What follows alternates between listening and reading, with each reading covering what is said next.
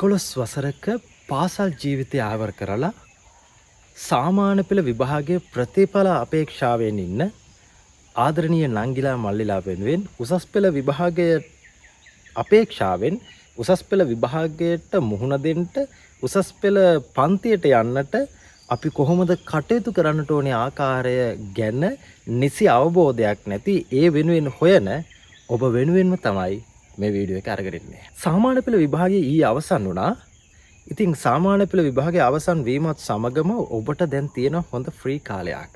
ඒ කියන්නේ මාස 3ක් ඔයාලට ඉතුරු වෙලා තියෙනවා. මේ මාස 3 ඔයාලට ඕනනම් රැකියාවකට යන්න පුළුවන්. ඕනනම් ගෙදරටලා ටීවී බලන්න පුළුවන්. ඕනනම් නෑදෑ ගෙදරට යන්න පුළුවන්. එහෙමත් නැත්නම් ඔයාලට මොකක් හරි ඇකඩමික් පැත්තක්. එහෙමත් නැත්නම් ඔයාලගේ මොනවා හරි ක්වොලිෆිකේෂන්ස් එකක් හදාගන්න, ක්වොලිෆිකේෂන් එකක් මොකක් හරි එකක් හදාගන්න අවශ්‍ය කරන කාරණාවන් ඔබට සාධනය කරගන්න පුළුවන්කම තිබෙනවා. ඒ වගේම තමයි තවත් පැත්තකින් හොඳ ව්‍යවසායකයෙක් බිහි වෙන්න ඔබට තියෙන අවස්ථාව මේ කාලය තුල ලැබෙනවා. ඉතින් මම නම් මේකෙදී රෙකමන්ඩ් කරන්න ඔයාලට අනිවාර්යයෙන්ම ඔයාලා තාම දරුවන්. ඒක නිසා ඔයාලා අවුරුදු 16ක් ඉවර වුණා විතරයි. ඉතින් ඒක නිසා ඔයාලට තියෙන හොඳම පාර තමයි උසස් පෙළ විභාගයේ වෙනුවෙන් ඊළඟට එළඹෙන අනාගතයේ රැකියා අවස්ථාවන් වෙනුවෙන් ඔයගොල්ලොන්ට අවශ්‍ය කරන අඩිතාලම යොදා ගන්නට මේ කාලය භාවිතා කරන්න. ඔබට පුළුවන් ඉංග්‍රීසි පාඨමාලාවක් හදාරන්න. එහෙමත් නැත්නම් IT තොරතුරු තාක්ෂණයේ පාඨමාලාවක් හදාරන්න පුළුවන්. එහෙමත් නැත්නම් මානව සම්පත් කළමනාකරන HRM කෝසස් එකක් මොකක් හරි එකක් කරන්න පුළුවන්. එහෙමත් නැත්නම් කවුන්සිලින් කෝස් එකක් මොකක් හරි එකක් කරන්න පුළුවන්. මේවා ඔයාලගේ ජීවිතේට ගොඩක් වැදගත් වෙන කාරණාවක්.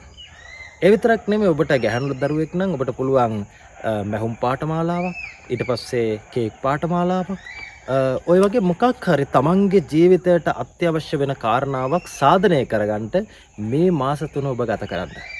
එහෙමත් නැතිනම් සමහර පිරිසක් ඉන්නවා දැම්ම තියාම අපි උසස් පෙළ වෙනුවෙන් උසස් පෙළ විභාගයේ වෙනුවෙන් දැම්ම තියාම උපකාරක පන්ති වලට සම්බන්ධ වෙන්න ඕනේ කියලා දැම්ම තියාම ඒ කියන්නේ හෙට ඉඳන්ම මේ උපකාරක පන්ති වලට සම්බන්ධ වෙන්න පටන් ගන්නවා. මම නම් මේක ගොඩාක් දුරට හොඳයි කියලා කියන දෙයක් එහෙම නැත්නම් සම්මත කරන දෙයක් නෙමෙයි. මොකද පළවෙනි කාරණාව තමයි අපිට අපේ ප්‍රතිඵලය පිළිබඳව හොඳ දැනීමක් තියෙන්න ඕනේ මේකට. එහෙම නැතුව ප්‍රතිඵලය පිළිබඳව හොඳ දැනීමක් ප්‍රතිඵලය මෙන්න මේ විදිහට තියෙනවා කියලා හොඳ දැනීමක් අපිට තියෙන්නේ නැතුව අපි උසස් පෙළ පන්ති වලට ගියොත් එහෙම බැරි වෙලාවත් ඔබ පන්ති අතරමැද යනකොට තමයි මේකේ ප්‍රතිඵල එන්න පටන් ගන්න.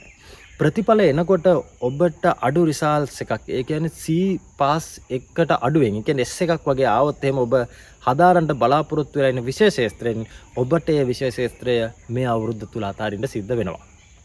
ඒ වෙලාව තුල ඔබ මානසිකව පුදුම කඩාගෙන වැටීමකට ලක් වෙනවා. ඔබ බලාපොරොත්තුෙන් ඉන්න පාසලට ඔබට යන්න බැරි වෙනවා. එහෙම නැයින් පස්සේ ඔබ මානසික අධහැලීමකට ලක් වෙනවා. ඔබ සමහර විට උසස් පෙළ විභාගයේ අත්හැර දාන්න පවා මේක කාරණාවක් බවට පත් වෙන්න පුළුවන්. ඒක නිසා හොඳම කාලය තමයි මේ මාස 3 තුල ඔබේ ප්‍රතිඵල එනකන් ඔබේ අමතර සුදුසුකම් සාධනය කරගන්න හදාගන්න. හැබැයි මෙහෙම එකක් තියෙනවා ඔබට කැමති නම් පුළුවන් ඔබ සාමාන්‍ය ජීව විද්‍යා අංශයෙන් ඊට පස්සේ ගණිත අංශය භෞතික විද්‍යා අංශයෙන් ওই වගේ විෂය ක්ෂේත්‍ර වලින් ඔබ ඉදිරියට යන්න එහෙමත් නැත්නම් උසස් පෙළ හදාරන්න බලාපොරොත්තු වෙන තිබෙනවා ඉන්නවනම් ඔබ උපකාරක පන්ති වලට සම්බන්ධ වුණාට ගැටලුවක් නැහැ. මොකද මේ විෂය ක්ෂේත්‍රය ගත්තාන් පස්සේ ගොඩාක් පුළුල් ඒ වගේම ගොඩාක් අමාරුයි. අපි දන්නවා සාමාන්‍ය බයෝ ඊට පස්සේ මැත්ස් ජෛව විද්‍යා අංශය එහෙමත් නැත්නම් භෞතික විද්‍යා අංශය කියන මෙන්න මේ අංශ දෙක හදාරන ළමයි උසස් පෙළ විභාගයට පාඩම් කරන කාලය තුල ගෙදරින් එළියටවත් එන්නේ නැහැ. එළියට ආවනම් එන්නේ ඒ උපකාරක පන්තියට සම්බන්ධ වෙන්න එහෙමත් නැත්නම් පාසල් යන්න විතරයි. ඔය කාරණා දෙක මම අත්දැකීමෙන්ම දන්නවා. හරියට කොටින්ම කියනවා නම් මම මේ ඒ දරුවන්ට නිගා කරනවා නෙමෙයි හරියට රොබෝලා වගේ. මොකද සමාජයේ එළිය දකින්න අවස්ථාවක් ඔවුන්ට ලැබෙන ප්‍රවණතාවය හරිම අඩුයි. මම කියන්නේ නෑ මේ විෂයක් ශාස්ත්‍ර දෙක හදාරන්න එපා කියලා. හැබැයි මේ විෂයක් ශාස්ත්‍ර දෙක හදාරන්න නම් ඔබට අනිවාර්යයෙන්ම ඒ අදාළ විෂයන් වලට මොනම අංශයකින් හෝ ඔබ උසස් පෙළ හදාරන්න බලාපොරොත්තු වෙලා ඉන්නවා නම් මේ උසස් පෙළ හදාරන්න බලාපොරොත්තු වෙලා ඉන්න අංශයෙන් ඔබට C පාස් එකක් තිබිය යුතුමයි. එහෙම නැතුව C පාස් එකක් තිබෙන්නේ නැත්නම් ඔයාට ඒ අංශයෙන් උසස් පෙළ හදාරන්න හැකියාවක් ලැබෙන්නේ නැහැ පාසල තුල. පාසල තුලේ අනුවෙන් මම හදන් මේ කියන්නේ කිව්වේ වෙන කාරණාවක් නෙමෙයි. මෙහෙම කියන්න කාරණාව තමයි සාමාන්‍ය පෙළ පාස් වෙන්නම අවශ්‍ය නැහැ උසස් පෙළ විභාගය හදාරන්න. හැබැයි ඒක පාසල තුල උසස් පෙළ හදාරන්න නම් සාමාන්‍ය පෙළ විභාගේ පාස් වෙන්න ඕනේ. ඒගොල්ලෝ කියනවා 7යි 3ක් තියෙන්න ඕනේ කියලා සාමාන්‍ය වශයෙන්. ගණිත විෂය පාස් වෙන්න ඕනේ, ඉංග්‍රීසි විෂය පාස් වෙන්න ඕනේ, සිංහල විෂය පාස් වෙන්න ඕනේ. එහෙම වුණොත් තමයි ඒ ඇතුළත්ව විෂයන් 7ක් පාස් වෙලා සම්මාන 3ක් තියෙන්න ඕනේ. එහෙම වුණොත් එහෙම ඔයාලට උසස් පෙළ හදාරන්න පුළුවන් කියලා කියනවා. හැබැයි උසස් පෙළ විභාගයේ පාසලේ නැතුව පෞද්ගලික අංශයෙන් ඔබට හදාරන්න පුළුවන් සාමාන්‍ය පෙළ විභාගයේ ඔබ ෆේල් වෙලා හිටියත්. ඒ වගේම තමයි පාසල තුලත් තියෙනවා 13 වසරක අඛණ්ඩ අධ්‍යාපනය කියලා එකක් තියෙනවා 2016 හඳුන්වලා දුන්නේ. ඉතින් ඒක නිසා ඒක තුලින් උසස් පෙළ විභාගය සාමාන්‍ය පෙළ විභාගයේ අසමත් වෙන දරුවන්ටත් වෘත්තීය මට්ටමින් ඒගොල්ලොන්ට කරගන්න පුළුවන් වෙනත් පැතිකඩයන් වලට යොමු කරන එක ක්ෂේත්‍රයක් පාසල් තුල ක්‍රියාත්මක වෙනවා. ඉතින් ඒක නිසා ඒ අවස්ථාවන් වලට පවා අපිට යොමු වෙන්න පුළුවන්කම තිබෙනවා. හැබැයි සාමාන්‍ය පෙළ විභාගයේ අසමත් වෙච්ච දරුවන්ට පෞද්ගලික අංශයෙන් උසස් පෙළ හදාරන්න පුළුවන්කම තිබෙනවා. හැබැයි මම මේක රෙකමන්ඩ් කරන්නේ නැහැ, මේක හොඳයි කියලා කියන්නේ නැහැ. ඒකට හේතුව තමයි සාමාන්‍ය පෙළ විභාගය අවශ්‍ය වෙන්නේ ඔබට රැකියාවකට යනකොට. රැකියාවකට යනකොට අනිවාර්යයෙන්ම සාමාන්‍ය පෙළ විභාගයට ගණිතය වලට C පාස් එකක් අඩුම තියෙන්න ඕනේ අවම. ඉංග්‍රීසි වලට C පාස් එකක් අවමයේ තියෙන්න ඕනේ. එහෙම නැතිනම් බොහෝ රැකියා අවස්ථාවන් ඔබට ගිලිහිලා යන්න පුළුවන්කම තිබෙනවා. ඒක නිසා සාමාන්‍ය පෙළ විභාගය හොඳින් පාස් වෙලා අඩුම වශයෙන් ගණන් වලට ඉංග්‍රීසි වලටයි මේ විෂයන් දෙකට සම්මාන දෙකක් ඇතුව පාස් වෙලා තිබුණොත් ඔබට රැකියාවකට ගිහලා හොඳ රැකියාවක් කරන්න පුළුවන්කම තිබෙනවා. ඒක නිසා තමයි සාමාන්‍ය පෙළ විභාගයත් ඇතුළුව උසස් පෙළ විභාගය හදාරන්න කියන එක ඔබට නිතරම ගුරුවරු විසින් ප්‍රකාශ කරනු ලබන්නේ. ඉතින් කොහොම නමුත් උසස් පෙළ විභාගය හදාරන්න බලාපොරොත්තු වෙමින් ඉන්න ඔබට මම පුංචි අදහසක් දෙන්නම්. සාමාන්‍ය පාසල් වල විෂය ක්ෂේත්‍ර 6ක් ඔස්සේ දැන් උසස් පෙළ හදාරන්න ඔබට පුළුවන්කම තිබෙනවා. පළවෙනි විෂය ක්ෂේත්‍රය තමයි මේ කලා විෂය ක්ෂේත්‍රය, එහෙම නැත්නම් ආර්ට්. දෙවෙනි එක තමයි වාණිජ්‍ය, එහෙම නැත්නම් කොමර්ස්. මේ දෙක තමයි වැඩිපුරම ළමයි හදාරනු ලබන විෂය ක්ෂේත්‍ර දෙක. ඊළඟ එක තමයි ජෛව විද්‍යාව, එහෙම නැත්නම් බයෝලොජි. ඊළඟ එක තමයි භෞතික විද්‍යාව, එහෙම නැත්නම් මැත්ස් කියලා කියනවා අපි මැත්ස් කාණ්ඩය.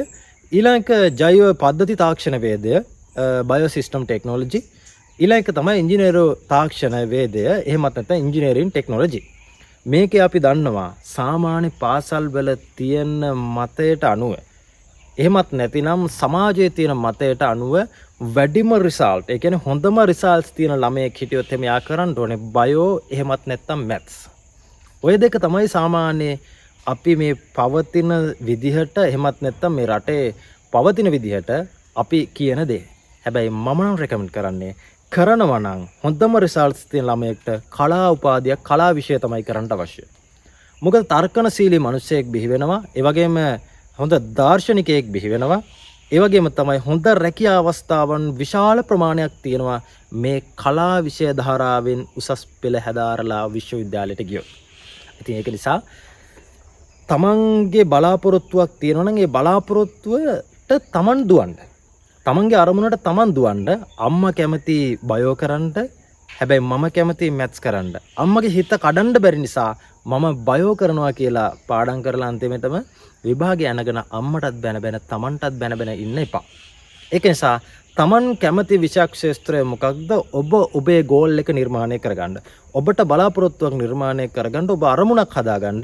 මම කතිකාචාර්යවරයෙක් වෙනවා, මම වෛද්‍යවරයෙක් වෙනවා, මම ඉංජිනේරුවෙක් වෙනවා කියලා ඔය විදිහට තමන්ට අවශ්‍ය බලාපොරොත්තුව තමන් සාධනය කරගන්න, තමන් නිර්මාණය කරගන්න මං මේ තැනට යනවා කියන එක. එහෙම නිර්මාණය කරගෙන ඒක පස්සේ දුවන්න. ඔයාලට වරදින්නේ නැහැ කවදාවත්. අර කතාවක් තියෙනවා, හඳ අල්ලන්න ගියොත් එහෙම හඳ අල්ලන්න බැරුණොත් තරු කැටයක් හරි ගලවගෙන ඉන්න පුළුවන් කියලා. ඉතින් ඒක නිසා උත්සාහ කරන්න හඳ අල්ලන්න. හඳ අල්ලන්න බැරුණොත් අනිවාර්යයෙන්ම ඔබට තරු කැටයක් හරි ගලවගෙන ඉන්න පුළුවන්කම තිබෙනවා.